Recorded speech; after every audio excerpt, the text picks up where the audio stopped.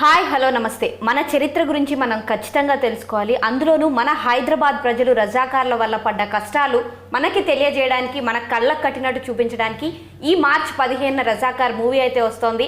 And మనతో పాటు director యాటా Satyanarayana గారు అండ్ ప్రొడ్యూసర్ గూడూరు నారాయణ రెడ్డి గారు ఉన్నారు. వాళ్ళతో మాట్లాడి మనం రజాకార్ స్టోరీస్తో పాటు బ్యాక్ స్టోరీస్ కూడా తెలుసుకుందాం. Hi sir. హాయ్. నమస్తే సార్. నమస్తే. సో ఫస్ట్లీ మీ ఇద్దరిలో ఎవరికి ఫస్ట్ అసలు ఇలా రజాకార్ల మీద ఒక స్టోరీ తీయాలి అనే ఆలోచన మీ ఇద్దరిలో ఎవరికి ఫస్ట్ వచ్చింది సార్? రెడ్డి గారికి. మీకే వచ్చింది. అంటే ఎందుకు తీయాలి అనే ఆలోచన ఎక్కడి నుంచి స్టార్ట్ అయింది అసలు? అంటే ఒకరోజు 27 జనవరి 2022 నాడు తిరుమల దర్శనానికి వెళ్ళాను. రేణిగుంట ఎయిర్పోర్ట్లో ఎయిర్ క్రాఫ్ట్ టచ్ డౌన్ కాగానే రజాకార్ అని ఇంట్యూషన్ వచ్చింది. ఇది నేను విన్నాను. అంటే మీరు ట్రైలర్ రిలీజ్లో చెప్పారు. మళ్ళీ సేమే కదా, మీరు అదే ప్రశ్న అడిగారు మళ్ళీ అదే. అంటే అలా కాదు సార్, ఆ మూమెంట్లో సడన్గా రావడానికి మీరు అంతకు ముందు ఏదన్నా చూసుండడం కాదు. అంటే మనకు జనరల్గా జరుగుతున్నాయి కొన్ని ఏదో సినిమాలు, హిస్టారికల్ సినిమాలు అవి వస్తూ ఉన్నాయి కదా. సో నా మైండ్లో లేదు, కానీ టక్కన వచ్చింది ఆ రోజు. అండ్ మళ్ళీ ఫ్లాష్ బ్యాక్ చూస్తే నాకు కనెక్టెడ్ కదా. ఎప్పుడు రజాకార్ల గురించి మా అమ్మ 7 సంవత్సరాల వయసు ఉన్నప్పుడు సికింద్రాబాద్ నుంచి ఆమె బొంబాయి పంపించారు పెద్దక్క దగ్గరికి. ఆమె 2 ఏళ్ళు నుండి వచ్చింది. మా తాత కీర్తిశేషులు గూడూరు నారాయణ రెడ్డి, ఆయన పేరే నాకు పెట్టిరు. ఆయన లాస్ట్ ఫైటర్ అన్నమాట. వీళ్ళతోని డైరెక్ట్గా గ్రామాలకు ఈ రజాకాలు రానియకుండా నిరోధించిన వ్యక్తి. తర్వాత 1.5 కిలోమీటర్ల దూరంలో వెళ్ళి పోతూ బీబీనగర్ బ్రిడ్జ్ పేల్చివేసుకుంటూ పోయి రజాకార్లు హైదరాబాద్ నగరం లోపలికి. వెనక ఆర్మీ వస్తున్నది. ఇవన్నీ సన్నివేశాలు ఉన్నాయి. బట్ ఆనాడు 27 జనవరి అనే దానికి సంబంధమే లేదు కదా. ఇప్పుడు గతంలో if you go back to flash back, విమోచన దినము ఇవి అవి అని అంటూ ఉంటాయి కదా. అందరు ప్రతి ఒక్కడు తెలంగాణ విమోచన దినాన్ని అధికారికంగా జరుపుకోవాలని చెప్పి గత పాలకులు అన్నారు, ఈనాడు అపోజిషన్లో ఉన్న వాళ్ళు అన్నారు, అందరు అన్నారు. మళ్ళీ రాగానే మర్చిపోతారు. ఎందుకు మర్చిపోతారంటే ఓట్ల కోసం. అది వేరే సబ్జెక్ట్. సో నాకు మనం చూసినాం. ఆ తర్వాత నేను అనుకున్న రోజు కంటే కొన్ని రోజుల ముందు కాశ్మీర్ ఫైల్స్ వచ్చినట్టుంది. ఆ తర్వాత కేరళ స్టోరీ వచ్చింది. సో మేము అనుకున్న దానికి జరుగుతున్న భారతదేశంలో జరుగుతున్న వ్యవహారానికి అంతా అనుగుణమే కదా. అండ్ ఇంకోటి, గతంలో ప్రపంచ యుద్ధంలో జరిగిన అకృత్యాలు, నాజీలు చేసిన అకృత్యాలు, వియత్నాంలో జరిగిన అమెరికా అకృత్యాలు, ఇవన్నీ మనకు తెలుసు కదా. ఈరోజు నార్త్ సౌత్ కొరియాలో జరుగుతున్న విషయాలు, అక్కడ ఇజ్రాయెలు పాలస్తీనియన్ల మధ్య జరుగుతున్నది, రష్యా యుగోస్లావియా మధ్య, ఇవన్నీ all these things are going on. No. So మన మైండ్లో ఎప్పుడైనా ఏమైనా స్పార్క్ రావచ్చు కదా. సో ఐ థింక్ ఎన్నో విషయాల్లో రజాకార్ అనేది దేవుడు నాకు ఇచ్చినట్టు నేను అనుకుంటున్నాను. దేవుడు ఏంటంటే, నానా నువ్వు భక్తితో వస్తున్నావు కదా, నీకు ఒక జ్ఞానం ఇస్తా, అది రజాకార్ల సినిమాది అని చెప్పినట్టు. విమానం నుంచి బయటికి వెళ్ళి కారులో కూర్చోగానే ఇక్కడ మన డైరెక్టర్ యాటా సత్యనారాయణ గారిని ఫోన్ చేసిన. ఏమని, ఇట్లా నాకు వచ్చింది, సత్యం ఇది, దేవుని గురించి మనం అబద్ధం ఆడే అవసరం లేదు, ఇట్లా నాకు వచ్చింది ఇంట్యూషను, మనం తీయగలుగుతామా, బాగుంటుంది అని చెప్పాడు. మరి ఆయన చెప్పిన వెంటనే మీ మైండ్లో వెంటనే, అంటే మీకు దానికోసం బ్యాక్గ్రౌండ్ వర్క్ చేయాలి, ఇదంతా అసలు మైండ్లో వెంటనే రన్ అయిన థాట్ ప్రాసెస్ ఏంటి సార్? అంటే పెద్ద సబ్జెక్టు, పెద్ద చరిత్ర చెప్పాలనుకోవడం ఎంత ధైర్యం చేసి అన్నారో, తీయడం కూడా అంతే కావాలి. అది కొంచెం ఆ భయం వేసింది. ఎందుకంటే ఒక హీరో ఉండడు, 4-5 హీరోలు ఉంటారు, 4-5 పోరాట యోధులు ఉంటారు. ఇప్పుడేమో పరిస్థితి అంత కమర్షియల్ హీరోల పరిస్థితి, కమర్షియల్ హీరోయిన్స్ ఉంటే తప్ప కొనని పరిస్థితి, సినిమా చూడని పరిస్థితి అనేది ఉంటుంది కదా. ఎంతవరకు చేయగలను కొంచెం భయం వేసింది. బట్ స్క్రిప్ట్ పరంగా, కంటెంట్ పరంగా నాకు నమ్మకం ఉంది బాగా. నో డౌట్ ఈ కంటెంట్ థియేటర్కు లాక్ రావడం కోసం హీరో కావాలి, బట్ థియేటర్కి వచ్చిన తర్వాత కంటెంట్ కావాలి. ఆ కంటెంట్ ఇందులో ఉంది. ఎప్పుడైతే ప్రొడ్యూసర్ గారు చాలా స్ట్రాంగ్గా మనం చేద్దాం అన్నారో, ఇంకా ధైర్యం వచ్చింది. అక్కడి నుంచి జస్ట్ ఒక 2-3 మంత్స్లో స్క్రిప్ట్ రెడీ చేసి. అండ్ అప్పుడు జరిగిన స్టోరీస్ అన్నీ, అంటే మీకు తెలిసినవి అన్నీ ఉన్నట్టుగా చూపించారా, లేదా సినిమా కోసం కొంచెం కమర్షియలైజ్ చేయడం ఇలాంటి సిచ్యువేషన్? సినిమా కోసం కమర్షియలైజ్ చేయాల్సిన అవసరం ఈ హిస్టరీకి లేదమ్మా. ఈ హిస్టరీలోనే కమర్షియాలిటీ ఉంది. అంటే సినిమా భాషలో మాట్లాడాలంటే ఎలాంటి ఒక కమర్షియల్ సినిమాకి వెళ్తే ఎలాంటి ఉంటాయో సిచ్యువేషన్స్, అవన్నీ కూడా ఈ హిస్టరీలో ఉన్నాయి. కాబట్టి సినిమా కోసం మార్చాల్సిన అవసరం లేదు. ఇంకోటి ఏంటి మేము అనుకున్నది అంటే, హిస్టరీని హిస్టరీలాగా చెప్పాల్సిందే, ఇది true story. Untold story as it ఈజ్గా అది చెప్పాలనుకున్నాం. కాబట్టి ఏంటంటే ఎక్కడ కూడా సినిమా కోసం మార్చింది లేదు. ఒక 1% సినిమాలో మంచి కోసం ఒక దగ్గర కొంచెం యాడ్ చేయాల్సి వచ్చింది. అది మంచి కోసం, సమాజం మంచి కోసం చేయాల్సి వచ్చింది, అంతే తప్ప ఎక్కడ మార్చలేదు. ఈవెన్ ఒక షాట్ కూడా ఆ షాట్ ఐడియా రావడానికి రీజన్ కూడా అప్పుడు వాళ్ళు చేసిన పోరాటం, వాళ్ళు చేసిన ఫైట్ అవన్నీ ఉన్నాయి కాబట్టి బుక్స్లో అవన్నీ అందులో నుంచి వచ్చింది. అండ్ ఆయన ఫోన్ చేశారు అని అయితే అన్నారు, కానీ బేసిక్గా ఇప్పుడు ఒక మనిషి మీద కంప్లీట్ నమ్మకం ఉంటేనే ఇంత పెద్ద స్టోరీ కానీ ఏదైనా సరే పెద్ద బాధ్యత పెట్టాలి అంటే ఆ మనిషి మీద మనకి కంప్లీట్ నమ్మకం కానీ ఇంకా ఏమేం ఫ్యాక్టర్స్ మీకు ఆయనలో ఇంప్రెస్ చేశాయి సార్ మిమ్మల్ని? బ్లైండ్గా పోయినాను. I don't know. ఆయన ఒకడే ఒక మంచి వ్యక్తి, మా ఉమ్మడి నల్గొండ జిల్లా వ్యక్తి. నేను ఆ గతంలో ఆయనకు కొన్ని బాధ్యతలు ఇచ్చిన, మంచి నిర్వర్తించిండు, దట్స్ ఇట్. అదే నేను ఆయనలో ఉన్న క్యారెక్టర్ని, పర్సనాలిటీని చెక్ చేసిన. ప్లస్ ఆయనకున్న పరిజ్ఞానము, అండ్ అప్పటికే ఆయన ఒక పెద్ద సీరియల్ తీస్తూ ఉన్నాడు, ప్లస్ ఒక కంపెనీలో ఒక పెద్ద ఆయన శిష్యుడు, రాఘవేంద్రరావు గారి శిష్యుడు. All these are qualities are enough. అంటే ఒక వేద పండితుడు ఏ వేద పాఠశాలలో చదువుకున్నాడంటే అర్థమైపోతుంది కదా, ఆయనకు అన్ని ఉచ్చారణలు వస్తూ అన్ని వేదాలు వచ్చు అనేది ఒక సబ్జెక్ట్ మనం నమ్ముతాం. సో ఆ అయ్యగారి దగ్గరికి పోయి ఆయనతో ఆశీర్వచనమా లేకుంటే ఆయనతో పూజలా పునస్కారాలా చేపిస్తాం. అట్లనే ఒక సినిమాలో ఉండి ఎక్స్పీరియన్స్ పర్సన్, ఒక మంచి వ్యక్తి, ఆ వ్యక్తితోని నేను సంబంధం, బికాజ్ నాకు తెలియదు కదా, నేను ఫస్ట్ టైమర్. నాకు ఏ సినిమా వాళ్ళతో నాకు సంబంధం ఉంది, కానీ ప్రొడక్షన్ డైరెక్షన్ విషయంలో నాకు zero. Because never ventured out. అసలు నేను ఎప్పుడు ప్రొడ్యూసర్ అవను అనే ఒక ఆలోచనతోనే ఉన్న వ్యక్తిని సడన్గా ప్రొడ్యూసర్ అవతారం ఎత్తుకున్నా. అంటే అంతా వెంకటేశ్వర స్వామి చేసిన, అంతా స్వామివారి దయనే. ఈరోజు ఏం జరిగినా, మాకు ఎన్ని అవంతరాలు వచ్చినా కానీ ఆయనే సాల్వ్ చేస్తున్నాడు. ఎన్ని అవంతరాలు వచ్చినా, ఎన్ని కష్టాలు వచ్చినా, డబ్బు రూపకంగా మామూలు కాదు ఇది. 50 కోట్ల రూపాయల బడ్జెట్ అంటే మనము మంచి హీరోలను పెట్టి తీయొచ్చు, 4 హీరోలను పెట్టి తీయొచ్చు. అంటే ఒక హీరో 2 కోట్లు, ఒక హీరో 5 కోట్లు, ఇంకో ఆయన 8 కోట్లు, ఇంకో ఆయన 10 కోట్లు పెట్టి కూడా సినిమా తీయవచ్చు, 4 హీరోలను పెట్టి తీయవచ్చు. కానీ దీంట్లో హీరో అనేది మా సబ్జెక్టే, రజాకార్ అనేదే హీరో. మెయిన్ ఏదైతే టైటిల్ ఉందో అదే. ఇప్పుడు యాటా గారు చెప్పినారు, హీరో ఫేస్ చూసి పబ్లిక్ థియేటర్కి వస్తారు, వచ్చినాక మళ్ళీ క్వాంటిటీ క్వాలిటీ బాగుందా లేదా అనేది బేరీజ్ వేసుకొని బయటికి వెళ్ళేటప్పుడు ఇట్లా అంటాడా అనేది తెలియదు. ఇక్కడ ఈ రజాకార్ అనేది ఏంటిది? ఇది మన చరిత్ర. ఈ తెలంగాణ ఈరోజు పూర్తి తెలంగాణ రాష్ట్ర చరిత్ర ఇది. ఇక్కడ ఉన్న రాజు, పరిపాలించిన రాజే తన సొంత ప్రజల మీద బలప్రయోగం చేసి మత మార్పిడి కోసం అన్ని దురాగతాలు చేసిన చరిత్ర, 60,000 మానభంగాలు చేసిన చరిత్ర, 2 లక్షల మంది మనుషులను చంపిన చరిత్ర, 396 రోజులు మారణ హోమం సృష్టించిన చరిత్ర. ఆనాటి భారత భూభాగానికి ఆనుకొని ఉన్న, ఇది సెపరేటు సంస్థానమైనా కానీ భారత భూభాగంలోనే ఉన్న ఈ పరిస్థితిలో ఆనాటి ప్రధానమంత్రి చాచా నెహ్రూ అని మనం ప్రేమగా పిలుచుకోబడిన వ్యక్తి 396 రోజులు ఎందుకు తాత్సారం చేసిండు?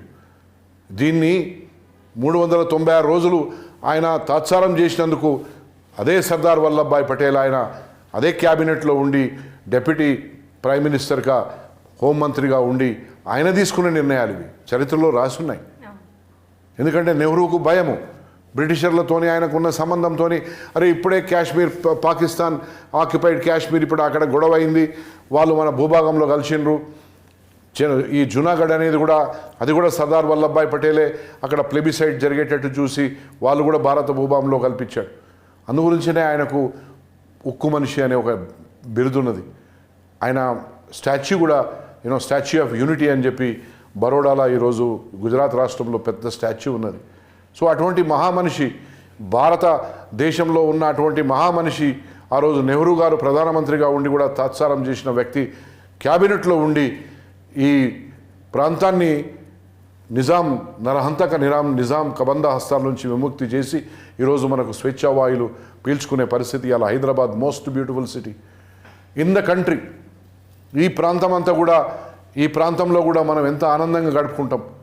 పక్క ప్రాంతాల వాళ్ళు, ఒరిస్సా వాళ్ళు, ఈనాడు సెపరేట్ అయిన ఆంధ్రప్రదేశ్ వాళ్ళు, పక్కన ఛత్తీస్గఢ్ వాళ్ళు, ఇంకా ముందుకు పోతే ఇంకా బీహారీలు, ఉత్తరప్రదేశీలు, బెంగాలీలు అందరూ వచ్చి ఇక్కడ స్థిర నివాసం ఏర్పరచుకోవచ్చు. హైదరాబాద్ వాడు ఎక్కడ పోడు, హైదరాబాద్కు వేరే ప్రాంతం వాళ్ళు వస్తారు. మరి ఇటువంటి మహోన్నతమైన ప్రాంతాన్ని మనకు ఇవాళ స్వేచ్ఛావాయులు పీల్చుకునే విధంగా సర్దార్ వల్లభాయ్ పటేల్ గారు ఆ రోజు ఈ నిజాం కబంద హస్తాల నుంచి విడిపించి మనని విముక్తుల్ని చేసాడు. ఫర్దర్గా మళ్ళా ఇటువంటి మారణ హోమం ఈ భారత భూభాగంలో జరగొద్దు, ఈ ప్రాంతంలో జరగొద్దు అనే ఒక ఆలోచనతోని నేను ఇంకా ఫర్దర్గా ఇంకా సంఘటితమైపోయి, ఇంకా గట్టిగా అయిపోయి, ఇంకా బాండింగ్ అయిపోయి సబ్జెక్ట్తోని ఈ సినిమాను ఈ రిలీజ్ స్థాయికి తీసుకొని వచ్చినాం. కష్టాలు ఎన్ని ఎదురైనా మొదట 16 కోట్లే అనుకున్నాం, 20 కోట్లకు పోయింది, 25కు పోయింది, అది 50 పోయింది, 50+ అయింది ఇప్పుడు మళ్ళీ. కానీ ఎంత పెట్టినా సరే దీనికి వర్తన క్వాలిటీ ఉన్నది, టాప్ క్వాలిటీ. మీరు ఎంత పెద్ద హీరో సినిమా చూస్తే అనుభూతి జరుగుతుందో అటువంటిది రజాకార్ చూస్తే కూడా అంతే అనుభూతి అవుతుంది, అంతే సాటిస్ఫాక్షన్ ఉంటుంది. పైసా వసూలు అంటారు కదా, మీరు పెట్టిన డబ్బులకు మీకు కరెక్ట్ ఇన్ఫర్మేషన్ ఈ సినిమా ద్వారా దొరుకుతుంది. మీరు ప్రేరేపితులు అవుతారు. మళ్ళీ ఈ దేశంలో ఎక్కడ కూడా రజాకార్లు మళ్ళీ పుట్టొద్దనే ఒక ఆలోచనలో మీలోనే కాదు, మీ చుట్టుముట్టు మీ బంధువులు మిత్రులు అందరు కూడా చెప్తారు, అరే ఏం సినిమా ఉన్నది, మళ్ళీ అటువంటి వాళ్ళు పుట్టి మాత్రం మన పిల్లలకు భవిష్యత్ తరాలకు అన్యాయం జరగకుండా చూడవలసిన బాధ్యత మన మీద ఉన్నదనేది తెలుస్తుంది. సార్ అంటే ట్రైలర్లో చూస్తున్నప్పుడు వామ్మో నిజంగా ఇన్ని కష్టాలు పడ్డారా, ఇంత దారుణాలు ఫేస్ చేశారా అని అయితే అనిపిస్తుంది. మీరు అంటే దీనికోసం రీసెర్చ్ చేస్తున్నప్పుడు చాలామందితో మాట్లాడడం ఇలాంటి సిచ్యువేషన్స్లో మీకు కొత్తగా తెలిసిన విషయాలు ఏంటి సార్? కొత్తగా అంటే చాలా విషయాలు మరుగున పడిపోయినాయి. అంటే ఇప్పుడు మార్కెటింగ్ చేసుకోలేదు, ఉన్న మార్కెటింగ్ చేసుకునే వాళ్ళు లీడర్లు అయిపోయారు. ఎవరైతే ఒరిజినల్గా ఫైట్ చేశారో వాళ్ళు గ్రామాల్లోనే ఉండిపోయారు. వాళ్ళు ఇప్పుడు ఎలాంటి పరిస్థితులు, కొందరు ఫుడ్కి లేని పరిస్థితిలో ఉన్నారు, కొందరు ఏంటంటే ఇక్కడ భూములు వదిలేసుకొని చుట్టుపక్కల రాష్ట్రాలకు వలసలు వెళ్ళారు. ఎందుకంటే అప్పుడు బతికితే చాలు అన్న పరిస్థితితో. సో అక్కడ ఏమైపోయిందంటే ఈ చరిత్రని తొక్కడం కాదు, చరిత్రలో పార్టిసిపేట్ చేసిన మనుషుల్ని వ్యవస్థల్ని కూడా తొక్కేశారు. సో అందుకనే ఊర్లలోకి వెళ్తే ఏమవుతుందంటే ఆ పెద్దలు వాళ్ళందరూ కలిసినప్పుడు అంత పోరాటం చేసి ఈరోజు మనం ఇంత ప్రశాంతంగా ఉన్నాం కదా, ఇంత పోరాటం చేసి ఇంత ప్రశాంతంగా ఉండడానికి వాళ్ళు కారణమై వాళ్ళకి ఇప్పుడు ఫుడ్ లేని పరిస్థితికి ఉంది, కొందరికి ఇల్లు లేని పరిస్థితి ఉంది. ఒక దగ్గర అయితే ఒక ఆవిడ పిచ్చి ఆవిడలాగా బిహేవ్ చేస్తుంది, ఇప్పటికి బతుకున్నారు ఆవిడ. అప్పుడు ఆవిడ బైరాన్పల్లికి దగ్గర ఊర్లో పక్క ఊర్లో ఒక ఆవిడ బతుకున్నారు. మొన్న ఆవిడని కలవడానికి వెళ్తే ఆవిడకి ఏంటంటే ఆవిడని రజాకార్లు ఇచ్చేశారు. సో ఆవిడకి ఏంటంటే వచ్చి వాడు అడిగి వీడు అదేదో గుచ్చినట్టు అయిపోయింది తప్ప ఎవ్వరూ కూడా 10 రూపాయలు సాయం చేద్దాము, ఒక పెద్దరికంగా చూద్దామని చూసిన వాళ్ళు లేరు. అంటే రాజకీయ వ్యవస్థలు టోటల్గా రాను ఏమైపోయినాడు, ఇలాంటి ఇంత చేసిన వాళ్ళ మీద దృష్టి పెట్టలే. దానికి రీజన్ ఏంటి, డే 1 తొక్కేయబడడం. అదే తొక్కేయబడకుండా ఒక భారతదేశానికి స్వతంత్ర ఫైట్ జరిగి పలానా వాళ్ళు ఎలా అయితే మార్కెట్లో ఉన్నారో అలా ఉండుంటే ఈరోజు మన ఊరికొక ఫైటర్ కనిపించేవాడు, 2-3 ఫైటర్స్ కనిపించేవాళ్ళు. అది లేకుండా పోయింది, వాళ్ళందరూ అంత అడుగున పడిపోయారే అనిపించింది. అండ్ వీళ్ళందరిని అంటే ఫైట్ చేసిన వీళ్ళని పట్టుకోవడానికి మీరు వెనక ఎంత బ్యాక్గ్రౌండ్ వర్క్ చేశారు సార్? అంటే వాళ్ళు బయటకి తెలియదు కదా, బయట ప్రపంచానికి. సో తెలుసుకోవాలంటే చాలా కష్టం. మీరెంత కష్టపడ్డారు? చాలా అంటే దాదాపుగా నేను అంటే గతంలో నేను జర్నలిస్ట్ చేస్తున్నప్పుడే వీళ్ళందరితో కొంచెం అక్కడక్కడ ఈ ఇన్సిడెంట్ మీద అవగాహన ఉండడం వల్ల కొంచెం ఈజీనే అయ్యింది. అయితే ఏంటంటే మళ్ళీ ఇది ఇప్పుడు ఈ 10 ఇయర్స్లో కొంతమంది చనిపోయారు. అప్పుడు ఆ ఏజ్ వాళ్ళు ఎక్కడో అక్కడొకరు ఉన్నారు, లేదా వాళ్ళ వారసులు ఉన్నారు. ఏదేమైనా ఏమైపోయిందంటే ఇప్పుడు ఒక ఇన్సిడెంట్ ఉంది. మేము కరెక్ట్గా షూటింగ్కి వెళ్దాం అనుకున్న 6 రోజులకి వాళ్ళ అమ్మాయి కనిపించారు, చందానగర్లో ఉన్నారు. అయితే అక్కడికి వచ్చిన తర్వాత ఆవిడ వల్ల ఇంకా కొన్ని ఇన్ఫర్మేషన్స్ వచ్చినాయి. అప్పటికప్పుడు యాడ్ చేసి అప్పటికప్పుడు సెట్ చేసి ఇంకోటి ఆవిడ దగ్గర మొత్తం రికార్డు తీసుకొని ఇట్లా. ఇంకోటి ఏంటంటే కొందరు వాళ్ళ కేటగిరీలోనే బుక్స్ రాస్తారు. ఇక్కడికి వచ్చిన తర్వాత మళ్ళీ విధానం మారుతుంది, ఇక్కడికి వచ్చిన తర్వాత ఒక విధానం మారుతుంది. ఇవన్నీ ఒక దగ్గర పెట్టుకొని అసలు ఏంటి అని చేసి ఎంక్వైరీ చేయాల్సి వచ్చింది. అట్లా అంటే ఏంటంటే వీళ్ళ సినిమా వాళ్ళ సినిమా వీళ్ళ సినిమా కాదు, ఈ ప్రాంత పోరాటం, ఈ ప్రాంత ప్రజలు ఆ రోజు జరిగిన అరాచకాల మీద, రజాకారుల మీద, రాజు మీద ఎలా ఫైట్ చేశారనేదే ఈ హిస్టరీ. దానికోసం ప్రయత్నం చేశాం. కానీ అంటే అంతకాలం జరిగిన దాన్ని ఒక 2.5 గంటల్లో చూపించడం అనేది చాలా కష్టం. సో దాన్ని ఎలా మీరు బ్యాలెన్స్ చేశారనేది అదే. అంటే ఇప్పుడు రజాకార్ వ్యవస్థ వచ్చి 1936లో వచ్చింది, బట్ ఈ నిజాం వ్యవస్థ అనేది 224 ఇయర్స్ ఉంది. అంటే ఏ విధంగా తీసుకున్నా కూడా ఇక్కడ తీసుకున్నా అక్కడ తీసుకున్నా 2.5 గంటలు చూపించడం చాలా కష్టం, ఇంపాసిబుల్. 10 సినిమాలు చేసినా కూడా అవ్వదు. 10 సినిమాలు చేయాలనుకున్నా కూడా 7 రాజులకు 7 సినిమాలు ఈ రజాకార్ వ్యవస్థగా అక్కడ అయిపోద్ది, రాజుకో సినిమా తీసుకున్నా కూడా. సో అది కష్టం. అయితే ఏంటంటే మనకు కావాల్సింది ఏంటి, మన అస్తిత్వాన్ని మనం మర్చిపోయాం, మన స్వతంత్రాన్ని మనం మర్చిపోయాం. మనకి ఎప్పుడు స్వాతంత్రం వచ్చిందంటే ఏదో డేట్ చెప్తాం, మనకు సంబంధం లేని డేట్ చెప్తున్నాను. నీ బర్త్డే అంటే పక్కోడి బర్త్డే చెప్పినట్టు ఉంది. సో దాన్ని చెప్పాలి ఆడియన్స్కి. మనకు స్వాతంత్రం వచ్చింది ఇప్పుడు. ఈ సినిమా తర్వాత ఈ ప్రాంత ప్రజలు ఆ రోజే జాతీయ జెండా ఎగరేయాలి, ఇండిపెండెన్స్ డే చేసుకోవాలి. ఆ విధంగా దృష్టిలో పెట్టుకుని ఆ విధంగా ఎలా కథ వస్తుందంటే, భారతదేశానికి కథ ఇప్పుడు స్వతంత్రం ఎప్పుడు వచ్చింది, హైదరాబాద్కి భారతదేశంలో విలీనం అయ్యే విధంగా స్వతంత్రం ఎప్పుడు వచ్చింది, దీన్ని దృష్టిలో పెట్టుకుని కథ చేసాం. అండ్ మీరు అంటే ఆయన్ని బ్లైండ్గా అయితే నమ్మారు, కానీ ఆయన అంటే మీకు ఒక విజన్ ఉంటుంది కదా సార్, ఇది ఈయన చేస్తే సినిమా ఇలా వస్తుంది, ఇలా ఉండాలి అని. కంప్లీట్ అయిపోయిన తర్వాత ఆ విజన్ అనేది ఫుల్ఫిల్ అయిందా, సాటిస్ఫై అయిపోయారా 100%? Fully satisfied. Fully satisfy. మీరు పెట్టుకున్న నమ్మకాన్ని ఆయన ఫుల్గా పూర్తి చేశారు. అండ్ మీకు అంటే ఆయనతో ఎప్పటి నుంచి బాండింగ్ ఉంది సార్? మాకు దగ్గర 10 సంవత్సరాల నుంచి. 10 సంవత్సరాలు. అండ్ మీరు అంటే మీ గురువు గారు రాఘవేంద్రరావు గారు కాబట్టి ఆయనకి సినిమా చూపించినప్పుడు ఆయన రియాక్షన్ ఎలా ఉండింది? అది చాలా ఇంపార్టెంట్ అండ్ చాలా ప్రెషియస్గా అనిపిస్తుంది కదా మీకు. ఆయనకి ఇంకా సినిమా చూపించలేదు. ట్రైలర్ చూపించినప్పుడు, ఫస్ట్ సాంగ్ చూపించినప్పుడే, పోస్టర్ చూపించినప్పుడేమో కొంచెం వైలెన్స్ కదా, కొంచెం కంగు తిన్నారు ఆయన, ఏంట్రా ఇదంతా అని. ఎప్పుడైతే అనసూయ గారి సాంగ్ చూపించామో, ఆయన సాంగ్స్ పిచ్చోడు కదా, ఆ సాంగ్ చూడగానే అరే కొత్తగా ఉందని ఒక ఇది. తర్వాత ట్రైలర్ చూసిన తర్వాత, ట్రైలర్ కూడా చూసి ఆయన రిలీజ్ చేసిన తర్వాత అప్పుడు ఏంటి అసలు కథ ఏంటని అడిగారు. అడిగితే అప్పుడు ఇలా ఉంటుంది అంటే ఓహో సోషల్ క్లాస్ మళ్ళీ చూపిస్తామని అన్నారు. అని ఆయన ఇంత రీసెర్చ్ ఎలా చేశారా అన్నారు. అయితే ఆయన నాకంటే మెచ్చుకున్నది మా ప్రొడ్యూసర్ గారిని. ఎందుకంటే మామూలుగా ప్రొడ్యూసర్ వస్తారు, ఒక హీరోని చూసుకుంటారు, ఒక హీరోయిన్ చూస్తారు, ఒక సినిమా చేద్దాం, నలుగురిలో నేను ప్రొడ్యూసర్ని అనిపించుకుందాం అంటారు. ఆయనకేంటంటే ఎందుకు ఆయనకి అంత కసి, పాలిటిక్స్లో ఉన్నారు, రియల్ ఎస్టేట్లో ఉన్నారు, వ్యాపారాలు చేసుకుంటున్నారు, ఇలాంటి సబ్జెక్టు మీద ఇంత డబ్బు పెట్టి ఇలా చేయాలనిపించింది. అతనికి ప్యాషన్ ఉండడం అండి. అతనికి ప్యాషన్ లేకపోతే నేను ఎంత కథ చెప్తే ఏముంది. నేను ఫైల్ పట్టుకొని ఆయన చుట్టూ తిరగలేదు, ఆయన సినిమా చేద్దామని నా చుట్టూ తిరగలేదు. ఆయన్ని సో వెంకటేశ్వర స్వామి ఇలా చేపిస్తున్నాడు.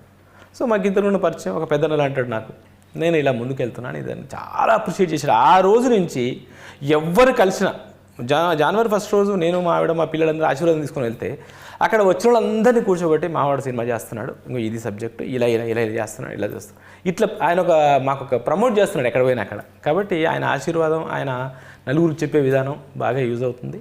ఆయన ఆశీర్వాదాలు ఎప్పుడు ఉంటాయి. అంటే ఒక సినిమా తీయడం అంటే చాలా కష్టం కదా సార్. అంటే మీరు ఇంతకాలం నుంచి చాలా కష్టం, చాలా అందుకే ఇంతకాలం నుంచి పాలిటిక్స్లో ఉన్నారు, కానీ ఒక సినిమా తీయడం అనేది అంతకంటే పెద్ద టాస్క్ అని అనిపించిందా మీకు? సినిమా తీయడం అన్నంత, అంటే అది కూడా హీరోయిన్ లేని సినిమా తీయడం అనేది, సినిమా తీయొచ్చు కానీ మార్కెట్ కావాలి కదా. ఇది ప్రోడక్ట్ ఎంత తయారు చేసినా కానీ మీ దగ్గరే ఉంటుంది, ఎవడు కొనడానికి రాడు. మీరు వెళ్ళి ఇది సినిమా చూపియండి అంటే అన్ని ఖర్చులు మీరు పెడితే మేము చేస్తామంటారు. అంటే పౌరోహిత్యం మాత్రం మేము చేస్తాము, మొత్తం పెళ్లి ఖర్చు అంతా మీదే, అమ్మాయి మీదే, అబ్బాయి మీదే, సొమ్ములు మీదే, భోజనం మీదే, తాంబూలం మీదే, అన్నీ అన్నట్టుగా ఉంటుంది అనమాట cinema. It is not easy to produce a movie like this, especially with this kind of budget. ఎందుకంటే ఈ బడ్జెట్ మేము చెప్పాను కదా, 16 కోట్లు అనుకున్నది 20 వరకు, 20 పోయి 25 పోయి 50 ప్లస్ అయింది. ఇప్పుడు మేము గత 22 సంవత్సరాల నుంచి కొత్త కారు కొనలే, లేక కొత్తది బంగ్లా కట్టడానికి ప్రయత్నం చేసలే, కొత్త ఆస్తి కొనడానికి ప్రయత్నం చేయలే. అంతా ఉన్న ఆస్తిని అమ్మి ఈ సినిమాలో పెట్టిన. దేనికోసం అంటే దేశం కోసం, భరతమాత బిడ్డగా బాధ్యతతోని నా సనాతన ధర్మాన్ని నేను రక్షించుకోవాలి. నా ధర్మం మీద దాడి జరిగింది, ఒకరి మీద కాదు, ఇద్దరి మీద కాదు, 100 మంది మీద కాదు, ఒక గ్రామంలో కాదు, వేలాది గ్రామాలలో జరిగింది.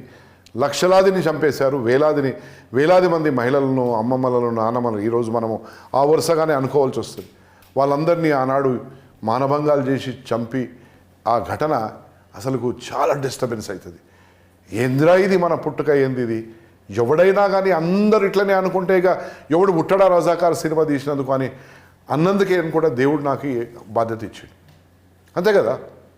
ఇప్పుడు తీయాలంటే సబ్జెక్టు ప్రతి ఒక్కరికి ఇది ఉంది, అది ఉంది అని వస్తాయి సబ్జెక్ట్స్. అరే ఎందుకురా అని ఎవడైనా అనుకుంటాడు, ఎందుకురా బాయ్ మనకెందుకు పంచాది, నాకు కూడా పంచాదే అయినా పర్లేదు, ఐ డోంట్ కేర్. ఏం చేస్తారా బాయ్, ఎవడరా నువ్వు, అసలు నాకు చేసేటో నేను ఎవరిరా, నేను నాకు ఎంత హక్కు ఉందో నాకంటే తక్కువ హక్కు ఉంది చేసేటోనికి. నేను ఇది ఒరిజినల్, ఇక్కడ డూప్లికేట్ కాదు, లేకుంటే గ్రాఫ్టెడ్ కాదు, ఇంకేదో కాదు.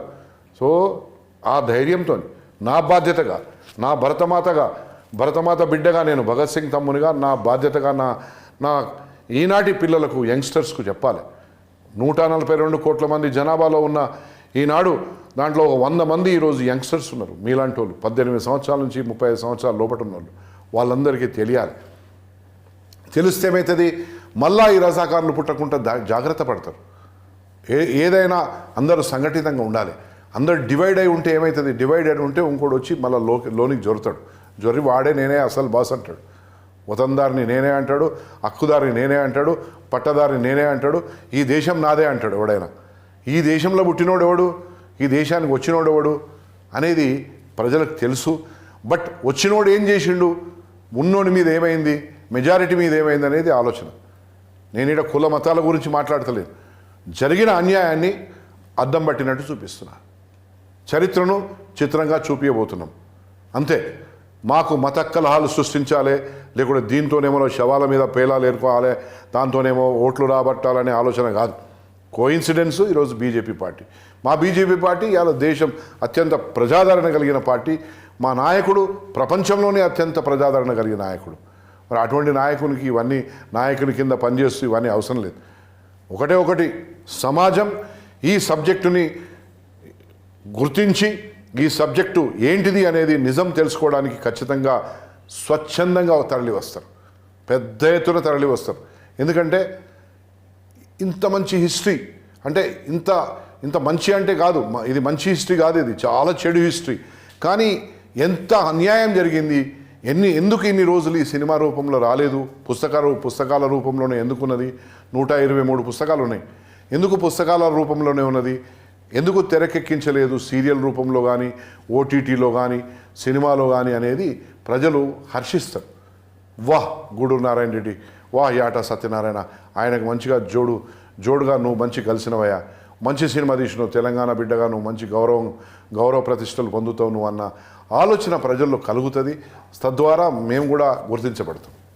అండ్ మీరు చిన్నప్పుడు ఈ స్టోరీస్ వింటూనే పెరిగారు కాబట్టి మీకు వింటూనే అయింది. నేను చెప్పిన కదా, మా తాత లేట్ గూడూరు నారాయణ రెడ్డి, కీర్తిశేషులు గూడూరు నారాయణ రెడ్డి పేరు నాకు ఇచ్చారు.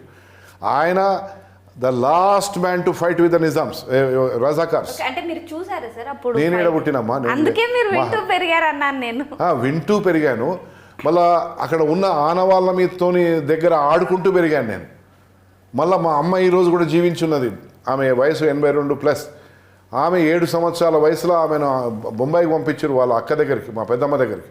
ఎందుకంటే రజాకారులు ఎత్తుకపోతారో లేకుంటే ఇంకేమైనా చేస్తారో చంపేస్తారో అని భయపడి మా తాత ఆమెను పంపించిండు అక్కడ. మళ్ళా మా తాత మేనమామ ఈరోజు 98 సంవత్సరాల వయసు ఉన్నాడు, శివారెడ్డి గారు. ఈ రోజుకు బతుకున్నాడు. ఆయన చెప్పిన కథలు కూడా నాకు తెలుసు, మా నాయన చెప్పినవి నాకు తెలుసు, మా ఊర్లో ఒకడు ఉండే రజాకారు వాని గురించి నాకు తెలుసు. ఇవన్నీ తెలిసి నాకు ఆ విషయాలన్నీ ఇంకా స్వామి గారు, ఇక స్వామి శ్రీవారు చెప్పినాక ఇంకా మనం ఏమంటే ఆయన చెప్పిందే ఫైనల్ కదా, మనం ఏంటిది. అండ్ మీరు చిన్నప్పుడు అంటే ఎదుగుతూ ఉన్నప్పుడు విన్న స్టోరీస్ ఏమన్నా, అరే ఇలా జరిగినాయా అని విన్న స్టోరీస్ ఏమన్నా మీకు గుర్తున్నాయా సార్? చాలా ఉన్నాయి. బాగా మీ మీద ఇంపాక్ట్ క్రియేట్ చేసిన స్టోరీ? మా ఊరి దగ్గరలోనే ఉన్న గుండ్రాంపల్లిలో ఒక ముస్లిం వ్యక్తి మక్బూల్ అని ఎక్కడో వర్ధమాన్ కోట నుంచి వచ్చి అక్కడ బతకడానికి వచ్చి ఆ ఊరినే శాసిస్తూ ఊర్లో వయసులో ఉన్న పిల్ల దగ్గర నుంచి పిల్ల తల్లి వరకు కూడా ఎవరిని వదిలిపెట్టకుండా అన్యాయం చేసిన ఇది. అతన్ని ఒక్కరిని వద్దు అని ఎదిరించినందుకు ఊరు మీదనే పడి, ఆ ఊరే కాకుండా చుట్టుపక్కల ఉన్న 5-6 ఊర్ల నుంచి తీసుకొచ్చి మగాడనే ఉండేవాడు బతకూడదని మొత్తం చంపి ఒకే బావిలో వేసి బావి పూర్తి చేసిన సంఘటన. విజయవాడ హైదరాబాద్ హైవేలో ఉంటుంది, రోడ్డు పక్కకి ఇప్పటికీ స్తూపం ఉంటుంది వాళ్ళకి కట్టేసి. అది చాలా పెద్ద సంఘటన మా ఊరి దగ్గర. అట్లాంటివి చాలా ఉన్నాయి, నీకు ఒక రోజంతా చెప్పొచ్చు నేను. ఎందుకంటే నల్గొండ వరంగల్ జిల్లాలోనే ఎక్కువ ఇవి జరిగినాయి. మాది నల్గొండ కాబట్టి. ఇంకోటి మాకు అటు పక్క భువనగిరి, ఇప్పుడు ఆంధ్ర మహాసభ జరిగింది అక్కడే భువనగిరిలోనే, అక్కడి నుంచే ఉద్యమం స్టార్ట్ అయింది. ఇట్లా చాలా చాలా ఇన్సిడెంట్స్ ఉన్నాయి. ఓకే, మీరు అలా విన్న స్టోరీస్ని సినిమాలో పెట్టడం జరిగింది? పెట్టాను కొన్ని, నాకు ఎంతవరకు నా థ్రెడ్కి సింక్ అవుతాయో అవి పెట్టాను. అండ్ మ్యూజిక్ పరంగా అంటే మీరు చిన్నప్పుడు ఎదుగుతున్న సిచ్యువేషన్లో విన్న పాటలు అలాంటివి కూడా ఈ మూవీలో పెట్టడం జరిగింది? పెట్టలేదమ్మా, ఎందుకంటే అవి కావాలని మనకు ఆ పాటల మీద ఇష్టంతో పెడితే కథ పక్కదోవ పడుతుంది. నా కంటెంట్కి ఏ పాట అంటే కాన్సెప్ట్ పాట కోసం ఏమి క్రియేట్ చేయలేదు, కాన్సెప్ట్ కోసం పాట క్రియేట్ చేసాం, కథ కోసం పాట క్రియేట్ చేసాం. కాబట్టి ఏంటంటే ఆ వినయాలు పెట్టాలంటే అసలు ఒక్కొక్క పాట ఒక్కొక్క ఆనిముత్యం లాగా ఉంటుంది, ఒక్కొక్క పాట ఒక్కొక్క బుల్లెట్ లాగా ఉంటుంది, రెండు అంటే ఉంటాయి. అవి ఇంకా అంటే ఈ సిచ్యువేషన్ కి సింక్ అయ్యే సాంగ్స్ కూడా చిన్నప్పుడు అంటే అవి జనరల్ గా మట్టిలో నుంచి వచ్చినాయి కాబట్టి ఆ ఇంపాక్ట్ ఇంకా ఎక్కువ ఉంటుంది కదా అన్న ఉంటుంది. ఉద్దేశంతో. వాటిని ఇన్స్పిరేషన్గా తీసుకున్నాం అంత, వాటిని ఇన్స్పిరేషన్ తీసుకొని కొంచెం అలా ఉంటే బాగుంటుంది, ఇలా ఉంటే బాగుంటుంది అనేది తీసుకున్నాం తప్ప యాజ్ ఇట్ ఈస్గా ఆ పాటలు పెట్టలేదు. అండ్ ఓవరాల్గా థియేటర్కి వచ్చిన ఆడియన్స్కి మెయిన్గా ఈ జనరేషన్లో ఉన్న వాళ్ళకి ఎలాంటి ఇంపాక్ట్ క్రియేట్ చేస్తుంది అంటారు మూవీ? అంటే ఇప్పుడు ఇంత హాయిగా మనం బతుకుతున్నాము, ఇంత హాయిగా మనం బతికేదాని వెనక మన బ్రతుకు వెనక ఇంత భారం ఉందా, ఇంత భయం ఉందా, ఇంత కష్టం ఉందా అనేది తెలుస్తుంది. మన పూర్వీకుల గురించి తెలుస్తుంది, మన పోరాటం గురించి తెలుస్తుంది. ఈ చుట్టుపక్కల ఉన్న రజాకారులు, ఆ రజాకారులు మళ్ళీ పెరగనివ్వద్దు, ఇక నుంచి అయినా మనలో ఒక మోటివేషన్ కావాలని ఒక ఆలోచన మాత్రం కంపల్సరీ వస్తుంది. అండ్ సార్ మీకు అంటే కంప్లీట్గా మూవీకి వచ్చే వాళ్ళకి ఎలాంటి ఇంపాక్ట్ చూపిస్తుందని మీకు అనిపిస్తుంది సార్? నా ఆలోచన ఒకటే, ఈ దేశంలో మళ్ళా రజాకార్లు పుట్టొద్దు. ఇప్పటి యంగెస్ట్ జనాభా తెలుసుకోవాలి. ఎందుకంటే భావి భారత పౌరులు మీరు, మీ పిల్లలు, మీ మనవళ్ళు మనవరాళ్ళు, మీకోసమే ఈ సినిమా తీసిన. అది తీయించింది వెంకటేశ్వర స్వామి. అంతే. నా బాధ్యతగా నేను ఒక చరిత్రను చిత్రంగా రూపొందించి హిస్టరీలో ఇది పెట్టాలి. ఎన్ని వందల పుస్తకాలు మీకు ఏం చెప్తాయో అంత చదువుకోవడానికి మీ ఇప్పటి జనాభాకు, ఇప్పటి జనరేషన్కు ఓపిక కూడా లేదు. బెటర్ 2.5 అవర్స్లో సినిమా చూసేస్తారు, వాళ్ళకి చరిత్ర తెలిసిపోతుంది, వెళ్ళిపోతారు. అది తెలుసుకోవాలని చెప్పి ఒక ఆలోచనతోని నేను ఇక జరుగుతున్న సందర్భాలలో ఆ విధంగా ఆలోచించిన. కానీ సినిమా తీయడానికి నేను పూనుకున్నప్పుడు మాత్రం ఇవన్నీ పెద్దగా ఆలోచించలేదు. తీయాలి, చెప్పాలి, స్టోరీ బయటికి తీయాలి ఎట్లా అయినా అనే ఆలోచనతో, ఆ ఇంపల్సివ్ ఆలోచనతో స్టార్ట్ అయింది. బట్ సినిమా ప్రొడక్షన్ సమయంలో ఈ విధమైన ఆలోచనలు వచ్చిన, అరే మంచిదే కదా, మనం హిస్టరీలో నిలిచిపోతాం కదా, మనం భావితరాలకు తెలియజెప్తాం కదా, అరే ఆనాడు ఇట్లా ఉండేనంట, నాజీలే కాదు, అక్కడెక్కడో వియత్నాంలో వచ్చి అమెరికా వాళ్ళే కాదు, ఈనాడు జరుగుతున్న ఎన్నెన్నో దేశాలలో యుద్ధాలే కాదు, ఇక్కడ మన దేశంలో, ప్రపంచంలో ఏ దేశ రాజైనా ఎవడైనా ఇటువంటి అకృత్యానికి పాల్పడ్డాడంటే ఆడు 7th నిజాం రాజు అని చెప్పి చెప్పవలసిన బాధ్యత నా మీద పడ్డది. మంచిది. ఆనాటి ఆ రాక్షసులు, నరహంతకులు ఆనాడు మహిళలను, చిన్నపిల్లలను ఎవరిని అని చూడకుండా ఆ దురాఘాతాలు చేసిన వాళ్ళని బహిర్గతం చేస్తే మళ్ళీ పుట్టరు కదా, లేకుండా పుడుతూనే ఉంటారు అక్కడ ఇక్కడ. దానికోసమే డెఫినెట్గా సార్ ఈ మార్చి 15 అయితే గొప్ప మూవీ అయితే రాబోతోంది అని మీ మాటల్లో నాకు ఒక క్లారిటీ వచ్చేసింది.